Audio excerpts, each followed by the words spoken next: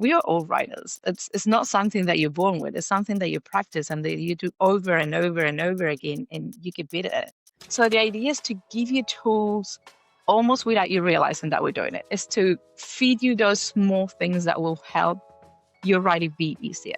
So what you have in front of you right now is a blank page. My best advice in that case is fill it up with something. Don't grab an empty page and pretend to write a good first sentence. Sabrina is a writing coach with more than 3 years of experience in helping writers through doubt, procrastination, and turning ideas into fulfilling projects. In our conversation today, she gives ideas for how you can actually start your first project. And while we're in the month where most people are hoping to start their first project and complete their first project, she also gives specific ideas that could help you through the ideas and brainstorming phase. I'm excited for you to meet Sabrina. Let me introduce you to her. Sabrina, could you walk me through the turning points that led you to the point of becoming a writing coach? I don't think I ever planned to be a writing coach. It wasn't something that was like, oh, I'm going to do this and this and this to get to this point. It is most like, how things just happen in life and everything leads to that point. I think it started with a group of friends that read some of my stories and they were like, why don't you do this for like a living? And I was like, because it's a hobby. And that's kind of how I ended up being a ghostwriter first. So I was like, okay, I'm going to sell my writing because apparently that was a thing. I didn't know that was a thing. And after like 2 or 3 years of ghostwriting and like writing stories for other people and listening to people talk excitedly about their stories, I was like, why am I the one writing those stories and not them? And it's something that I asked myself like so many times during those 3 years. I was like, why am I doing it? Why? And in my mind, it was very simple. It was like, if I can do it, they can do it. And for my ghostwriting, I'm very like particular about asking 1,000 questions and like getting into my clients' heads. I was like, I need to be inside your brain. So I used to have very long conversations like this and be like, okay, what's the idea behind it? Where did the inspiration come from? Like, give me images and pictures of what everything looks like. It was so much work, but also was what made me realize that all these people had such like huge inspiration behind those stories. Like they were very personal. Like people was, oh no, because this is something that I lived, something that I went through. This is important to me because it means all of this. And I was like, it felt wrong to be the one writing it. And I never asked the question like, why are you're not writing it? Like at the start. And then one day I started asking that, and people were mostly like, oh, I don't have time. I don't know how to. I have other things to do. And I realized they were all the same like excuses that I gave myself not to write when I started. So I was like, it's not that, or like, I'm not a writer. I do hate that phrase. We are all writers. It's not something that you're born with. It's something that you practice and that you do over and over and over again, and you get better at it. So that's how I slowly started like kind of ruining my own business, because I started telling people that they should write their own stories instead of hiring me. And that's when I realized through these conversations, people were telling me like, oh, you like inspiring me. You're giving me so many new ideas. Like even a few people were like, oh, maybe I will try writing some of it and you help me with the rest. Or what if I write it and you just edit it?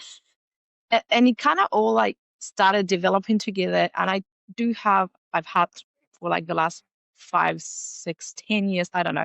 I work with a lot of coaches myself, like life coaches. And like without thinking it, I started coaching my clients. I was like giving them the same questions my coaches gave me, like more like going into life and meaning and like, like roadblocks and what's stopping you and fear. And then talking with my coach, she was like, do you realize you're coaching people? And I was like, is that what I'm doing? And she was like, you are actually a pretty good coach. And she's a great coach. I was like, and that was a huge compliment. And that's when I started researching. I was like, is this a thing? And I was just like, just going to put it into the world. And if it's meant to be, it will be. And I would simply like name my gig on Fiverr, like coach. And obviously on the side, I started studying a lot more about like coaching. I work with my coach on how to coach and a lot of different things. And people started popping in and they loved it. And I was like, okay, this is it. And I slowly started to transition more into coaching and less into ghostwriting. And yeah, that's been fantastic. But it was never ever a plan to get here. It was just, I don't know. I think life leads us where we're meant to be. So it's interesting to hear that you started in the ghostwriting space and that you've now transitioned into a writing coach. And I can see how the dots in your story connect so beautifully. But I'm sure there's a lot of people who fundamentally don't understand what a writing coach is. So could you just explain basically what the role of a writing coach is? It's such a complicated question because I think it depends a lot on what the client needs. Because I feel like I'm a different coach depending on who I'm working with. And the coaching industry comes from sports. You know, coaches is like the word itself. If you say coach, you think about a football coach. And what is a football coach? Is someone that knows a lot about football, but also someone that encourages you to do better. You know, is the person that's in the sidelines, like, be like, you can do it. You know, you like think about any sport, like weightlifting, and you'll be like there lifting, and they're like, come on, you can do it. So I think it's a little bit about both of the things. Is someone that knows a lot about writing, that's been in your shoes before. Like if you think about sport coaches, they've all like played the sport before. It's not like, oh yeah, I'm a businessman now I'm a football coach. That doesn't work. So I think for this is the same. So we are, I like to believe that all writing coaches, we are writers. We've been there in the early stages of like struggling. Sometimes we still are. Like I don't think writing is something, it does get easier, but it's never easy.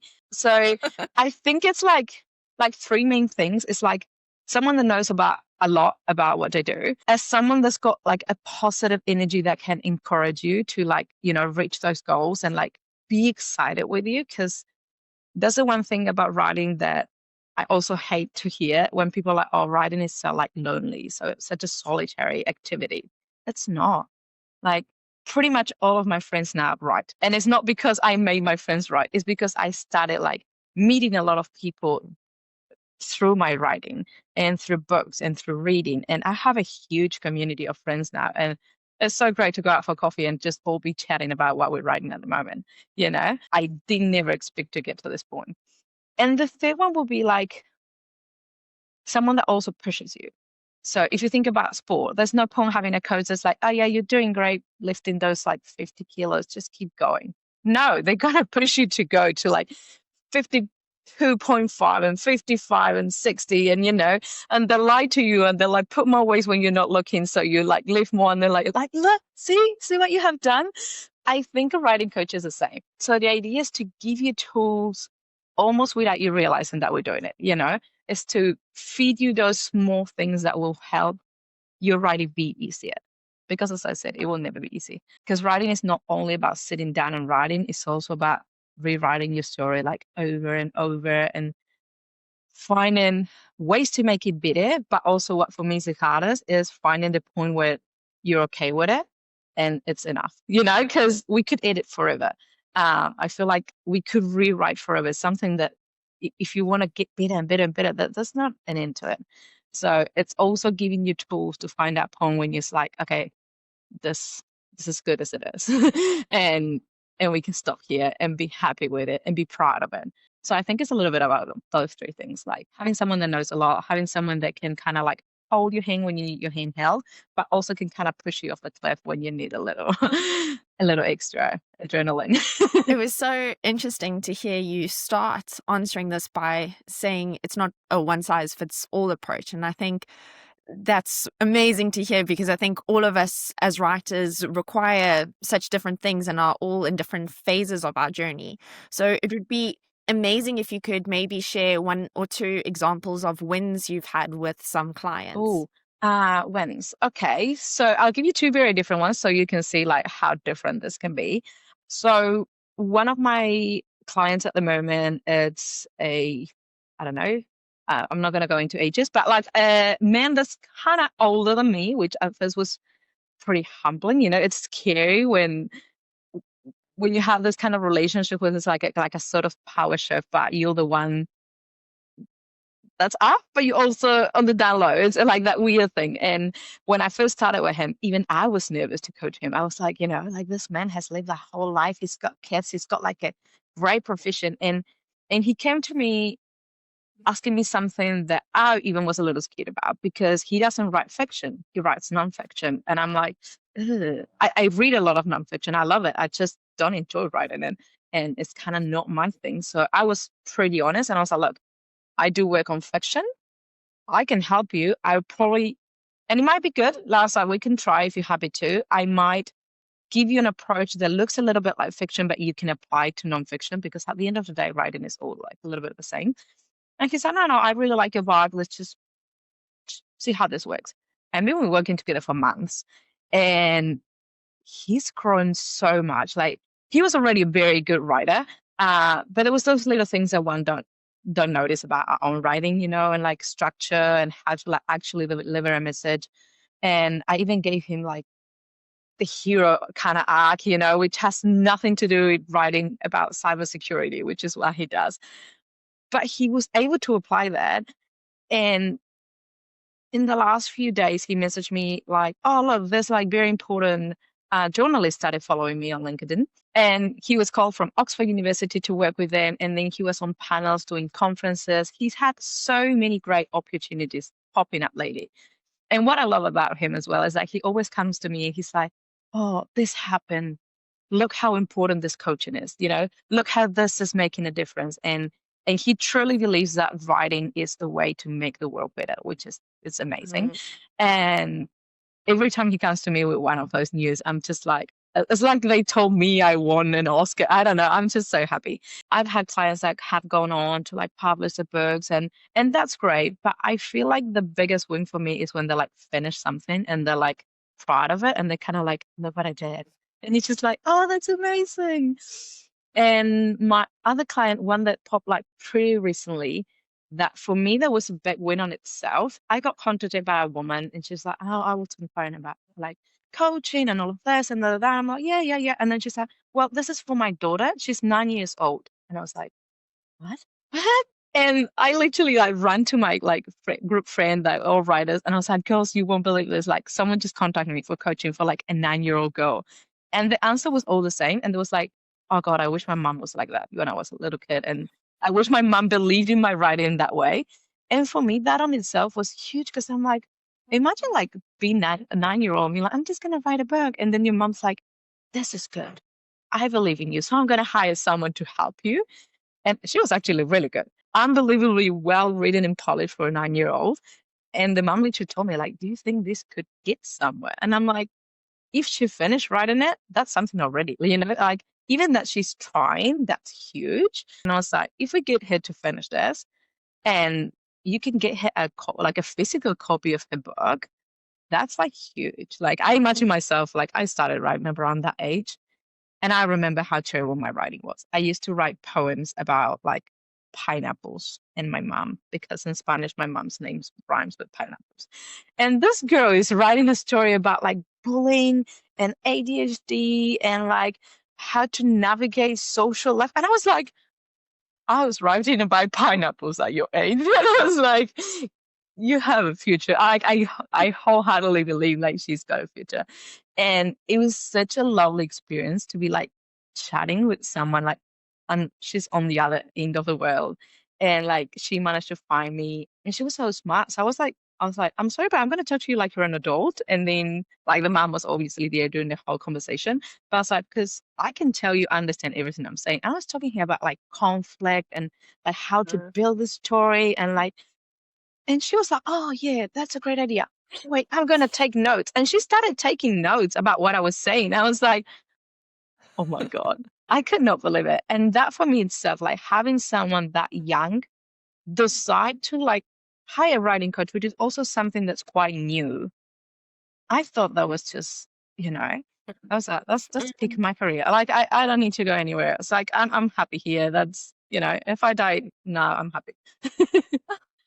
It's so interesting that you say that, because a friend and I were just talking on Friday about how, you go through school and pretty much what they teach you is that stories have a beginning, middle, and end.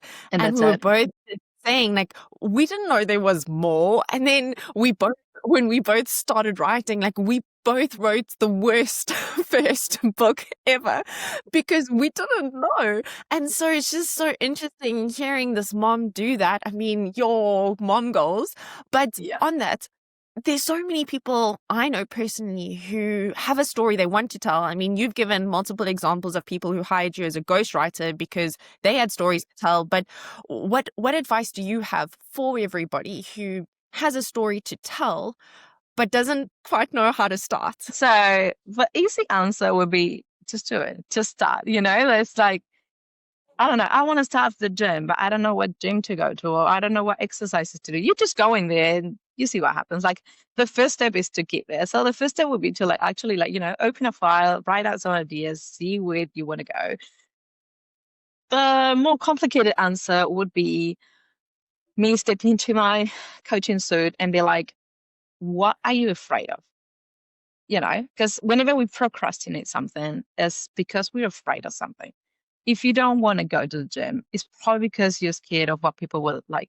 They will look at you and they will be like, oh, she doesn't know what she's doing. You're afraid of going because you're afraid that, oh, other people will look better than me in there and I will make a fool of myself. Or I will feel bad about myself because I will see people that are already better than me. Writing is the same. If you're scared of writing your story, it's probably because you don't think you're going to be good enough. And when you have your end product, you're going to compare it to published books that have been out there for thousands of years and people that have huge careers and that have had a first book that was just as bad as your first. The Hobbit wasn't the Hobbit, like the first thing that it wrote. It's not like, oh, one day you wake up and you write a bestseller. It's not going to happen. We all have a terrible first draft. And that's also very important for me, to remember that what you're writing is a first draft. It's not the end product. It's not what you see. You go to a bookstore and you grab something, and that's probably rereading 10 times. And it's gone through a lot of hands. There's editors, there's beta readers. There's a lot of steps in the middle as well. So it's not like you're going to write something and that's it, which is a sad truth that we all need to accept as well. So why are you worrying about what's up ahead if you're not there yet? Just worry about what you have right in front of you right now. So what you have right in front of you right now is a blank page. My best advice in that case is fill it up with something. Don't grab an empty page and pretend to write a good first sentence. Paste a piece of outline in there and make it look like there's already text in there, and then get to write and just push through. There's a lot of steps you can take. You can always ask for advice. You can find people that know what they're doing. You can find a coach, or you can find a writing friend. I think a great thing to do right from the start is to find a community, so you can, even if it's just your best friend. I am lucky enough that my best friend is also a writer. We started writing around kind of the same age, and we've done it we grew together. We both became ghostwriters at the same time. And then we're both moving into coaching and other things and writing our books. And I feel blessed that I have that, because I have someone write a phone call away all the time to be like, hey, I had a new idea. Can we chat about it? And she's as excited, and sometimes even more excited than me about my ideas. The people that I'm familiar with who want to start writing, they don't even want to share it with me. That's kind of where they're at. They don't feel, like you mentioned earlier, all of those limiting self-beliefs. They're definitely speaking them over themselves. But a writing coach is quite different, because this is somebody, you're paying to interact with. There's this level of trust. There's this level of expertise. You're kind of being coached in the direction you should go. So there's none of the fear of getting it right the first time, because you're actually spending time with somebody who's going to guide you. But I'm sure a lot of people still feel anxious to some degree with regards to fit. So how do you find a writing coach that would be the best fit for you? It's hard. I'm not going to lie. It's probably very hard. I wouldn't want to be in your shoes. But I feel like a lot of it comes to vibes and finding someone that aligns with what you want. So I would say the first question is ask yourself, what do you need on a coach? Because if you don't know what you're looking for, then you won't know, where to get. I saw one of your videos on editing and how you contacted a few different editors, and you were at the end of it, you were okay, maybe if I actually knew what I wanted, it would have been easier to find someone that did what I needed them to do. And this is exactly the same. Do you need someone to guide you through the process of writing and someone to like teach you like how to go from an idea to a book? Do you need someone to kind of like hold your hand through the process and just chat your ideas with because you're too scared to talk to them about with someone that you know in your life? Or do you need someone that's going to encourage you? You need a cheerleader that's going to be there for you and like push you forward. Like you really need to sit down and be like, okay, what do I need? And if you don't know what you need, ask your coach, like, what can you do for me? And see how that feels. Because sometimes you're like, oh, I need something, but I'm not sure what I need. Because maybe you're in that stage where you don't even know like how to approach it and you're just like, I need help. But I had people come to me like that, like, I need help. And I'm like, well, what do you need? I'm like, I don't know. I'm like, okay, let's start there. And what I do is I start asking questions, like, well, what do you feel stuck with? How much have you done? Like, have you only brainstormed? Have you started writing? And some people are like, oh, yeah, maybe they wrote 2, 3 chapters and then they're like, I don't know what comes next. Or I did my whole outline, but now I don't know how to sit down and write. And what I like to say for me is like as I mentioned before, like every single coaching experience is totally different.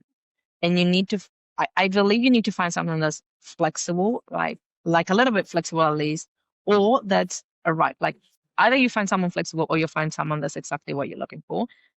So you need to ask questions. Don't just go like, oh, look, a coach. Okay, I hire you. Done. It's like going to buy clothes. You try them on first, and same thing. You can start small and be like, okay, I would like to try one coaching session and see how that feels. If you don't feel comfortable like talking about your story, like think about it if it's something that maybe you wouldn't feel comfortable talking about it with anybody, but see how that person's like makes you feel. Like are they like looking at you when you're talking? Are they paying attention? Either asking questions? Either, ask them what genres they like to work with, because it's not the same if you're writing a fantasy story or if you're writing like a historical romance. There's a lot of us out there. So try to find someone that you feel comfortable with, someone that, that you need that professional but friendly kind of like situation. Because if it's all business and all like, oh yeah, it's like, what's the point? A coach is meant to be uplifting. So I think a lot of it is that energy. And I didn't think about touching this subject, but it's also important because in all of writing, and especially there's so much offer out there nowadays that you'll find that you can find someone that will like charge you $5 and someone that will charge you 500.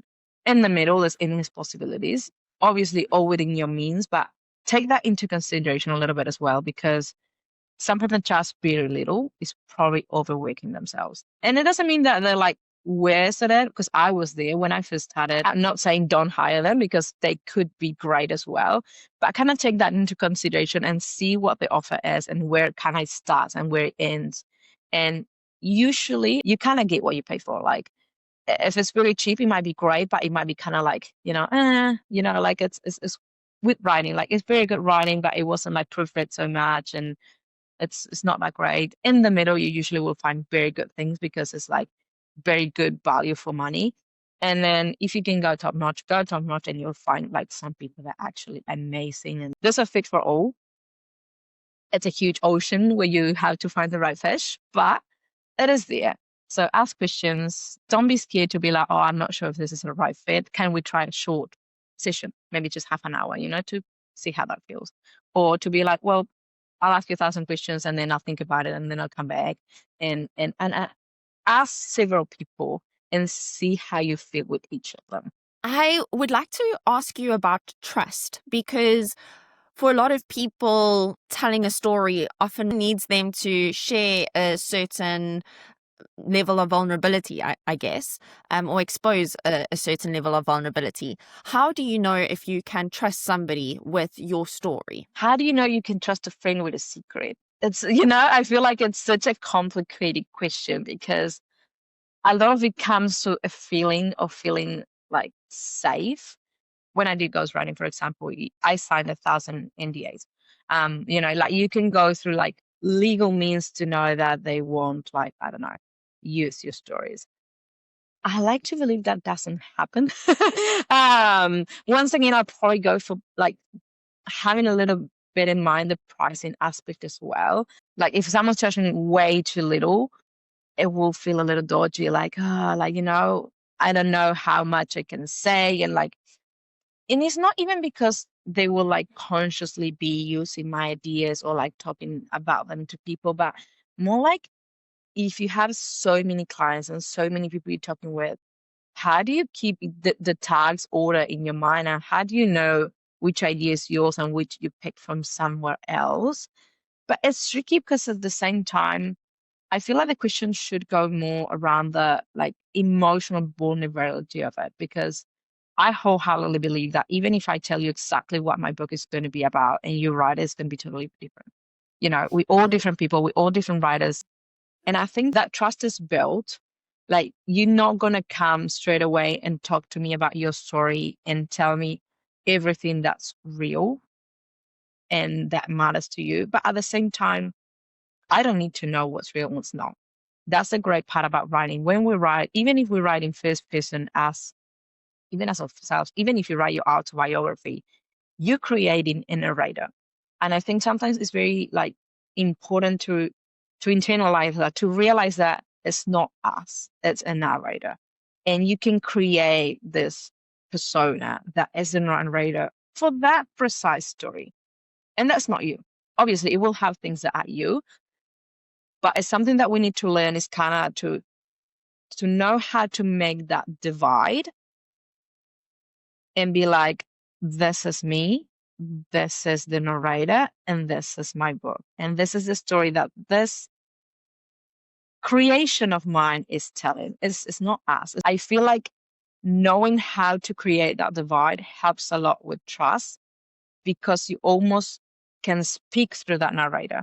So you won't come to me as the author, as the person. You will come to me as, this is the story I'm telling through this point of view. This is what happens in the story. If you're working with a coach, they don't need to know if any of it is true or not. Obviously, if you want, you can let them know that there are personal elements to the story. They'll be like, look, this is like my baby. Like, I always treat people's books like their babies, because I know they all are. But if you're like, just so you know, some of it might based on, you don't need to say it's your life, like events that I know are true and that are personal to me. Because if you say that to me, I'm like, well, maybe it's his sister's story, maybe it's a friend's story. But that gives the other person you're talking to the idea that this is a sensible, subject, that this is not something that you can lightly talk about. And I feel like gives that message of like, be careful what you say. Think about things like twice before you speak. Don't criticize things too harshly, because like, even if you criticize like the character, the person might take it personal. So I think there's different steps that you can take to make sure that you feel comfortable. But I think the biggest one would be that, like, learning to make that divide. We are not our characters. My last question that I want to ask you is, this video is coming out in November, and a lot of people are using November as the month to write their first draft of their first book, or perhaps another book in the series of theirs. So what advice do you have for debut authors or authors in general who are in the idea or in the brainstorming phase? Brainstorming. So I think one of the biggest ones will be what we've been talking about here this whole time, which is, don't do it alone, although don't think that you need to do it alone. I think one of the great things about November is that there's a lot of communities already like created. I actually got like 3 different emails this week about different communities that are doing their own thing in November, being like, oh, join us. Do you want to do this? We do that. And if you feel brave enough and confident enough to talk about your ideas, that's a great place also to find people. Like, you can always talk about it like kind of hush, you don't need to go into detail, but at least you can talk a little bit about it. See if you find someone that you vibe most with, and make a little friend and just talk with just that one person instead of like a huge group. But not doing it alone is probably one of my biggest ones. And another one will probably be more about asking yourself what you're writing and why. So at uni this last week, there was a lady that was like, oh, I'm writing my first story, and I can't help myself. It's someone that I'm doing the course with. It's not someone that I'm coaching, but sometimes you can't help but step into that coach shoes and be like, can I give you a little advice? And she's like, oh, yeah, please. And it was the first time she wrote a short story. And her issue was that I was like, do you know why you're writing this? And she's like, no, I have no idea. They just gave me like an assignment that said, write a story with this, and this. And I just wrote whatever came to mind. I was like, okay, great. Then ask yourself, because what your story is missing is exactly that. Is you don't know why you're doing it. So you just wrote something that is quite funny and it's good. It just lacked depth because she didn't know where she wanted to get to it. So we talked about the particular story. You know, you have this character and this other character, and this one kind of, I feel like she wants this, but maybe not. I was like, ask them questions whenever you don't know where you're going. Like, I feel like most stories are born two ways. Either you have like a world or setup or something like that, you like an action that you know you want to happen. Like, I want a romance in New York, or you have a character. Or I imagine Annie, and Annie is this way and this way and this way, and she looks a lot like my best friend. You know, like you have someone in mind, but you don't know what the story is. So if you have a character, ask them questions. You know, like imagine you're doing this, like an interview with your character, and be like, okay, who are you? What do you like to do? And I have this thing where I take my characters for walks with me. And you're like, what would they be doing in this situation? You know, picture that character and start getting into their shoes and try to use everything as inspiration. And if what you have is a setup and an idea of what you want to have, like, I want a romance. Okay. Same thing. Start asking questions about, in that case, for me, sometimes it's easier, instead of picturing the character, picturing the person you're writing to. So there's two different approaches to this that are very similar. So whenever we write a story, we kind of have, you know how they talk about your like perfect audience and like picturing an audience. I don't like that idea. If you're writing for an audience, like imagine a whole theater of people, you won't be able to please all of them. So why do you picture 100 different people? Picture one and try to find that perfect reader in someone that you know. Like one of my stories I wrote it for my best friend. And I actually ended up hating it. Why? Because she's a very different person than me. And it was a story that I originally started writing like for myself. And then she started reading it. So I shifted into being like, I'm going to write it like for her. And she loved it because like I nailed the audience. So think about that. Try to picture, for example, this romance. And you're like, okay, I want a romance that is like, I don't know, young adult. And it's like very healthy and lovely because I never had that growing up. So in that case, maybe you're writing it for your younger self. So even like find a picture of you when you were younger and put it next to the computer and look at that girl and be like, I'm writing for you because you know that person very well. If you're writing older people romance and like second chance romance, and you're like, I want to write this person that's like on her 60s and she's finding a new, you know, a second chance at life. Well, why are you writing that? And you know, there's usually like a pretty deep meaning behind it. So, well, maybe I'm writing it for my mom because she lost my dad and then she found someone, or like she didn't think she could find someone. Well, picture that person and try to give it like a very defined personality and write for the one person. It could be you, and it could also be your present you. It doesn't matter who it is. It matters that you give it a face, because it's also easier to push yourself to get to an ending. Because in my mind, I like to think about it like, oh, if I don't get this person an ending, this person will be unsatisfied, or like they don't know who it is, you know, they'll be angry at me because I never gave them an ending. The other one I would add, which is similar to the thing that I said about taking my characters for a ride, is like when you're in that brainstorming stage of like trying to find ideas, use all of your senses. And I'm going to do this with an example as well because I think it's the easiest way. I read this in a book called Level Up by Rob Dial. He was doing it for visualization, but I've thought about it and said, this is what I do without thinking about it for books. And it's like, use all your senses to get an idea of what you want. So he gave the example of the ocean. In his case, it was that if I want to buy a house at beach, because it's that kind of book. So what I'm going to say is like, imagine you want to write a fantasy book in a kingdom by the beach. Get a scented candle that smells like the beach. Like obviously, if you live close to the beach and you can go to the beach to brainstorm, do that. We're not all that lucky. So get a scented candle that smells like the ocean. See if you can get some sand. Like it doesn't matter where you live, there's construction sites, there's sand in hand. Get some sand and be able to like touch it and jump in the bath and be underwater and use that time to like, you know, relax and kind of try to blank your mind and think about the story. Go on a walk, listening to the ocean. You know, put your headphones on, put the candle on, get in the bath, like do all together. Get in the bath with a scented candle that smells like the ocean and your headphones on with like ocean music in the back. Like fully immerse yourself in your story and try to think about it like 24/7. and ideas will start coming on their own. That brainstorming stage of writing sometimes is harder when you feel stuck.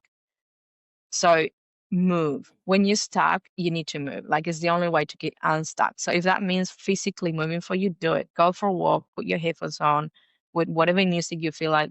If you're really stuck, like, I know people tell you to go look for inspiration and things that are similar to what you want to do.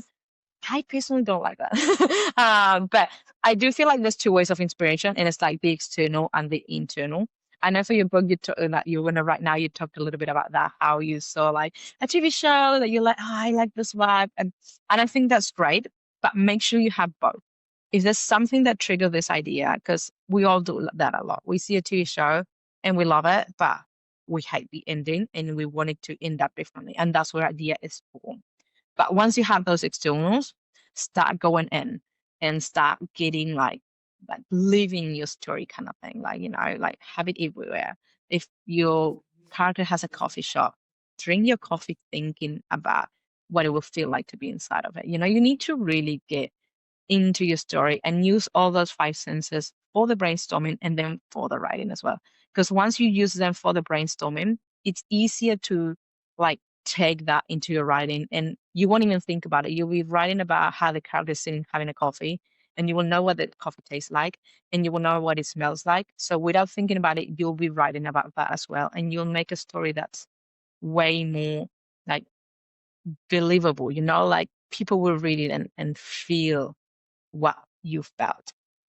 So yeah, I think that's my biggest That one. was incredibly helpful. That was wow. Like, thank you so much. And I'm sure everybody who's watching this is like, oh my gosh, I never thought to get into my character and the senses. So yeah, so many great tips. Thank you. And thank you for this time. I'm sure that everybody who's watching, I know I've gotten lots of value. I can't wait for you to start coaching me. So I will I'm so excited. I will link to your gig in my description. And yeah, thank you so much for your time. No, thanks to you. This was lovely.